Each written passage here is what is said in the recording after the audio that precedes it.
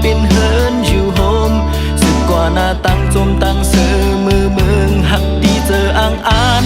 อุ่นก้นก็ไม่ลืมถึมไว้ฝ่ายหลังที่ยังเอาหูเจอเป็นโคสิตีสื่อต่างปันก้อยดีลับสิ่งเบื้องก้นตึกมือตันเงาวันตึกลาบนั่นตั้งหักใจเบิ่งปันหูเจอจึงยืนแน่นมือเฮอมุ่งหันตานที่เรื่องมาเอ็นอันตึกกืดถึงเขามันตึกนั้นจึงคัดแห้งมือเฮอถึงตีออมตีเสือสานั้น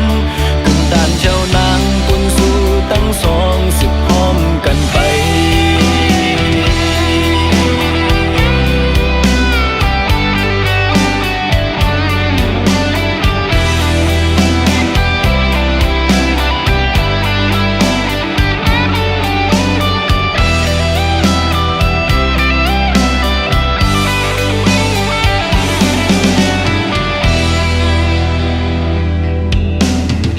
ตันอยู่ตั้งจมมือตั้งโจมันพอวันหนึ่งที่เป็นลีปุ่นสู่ใน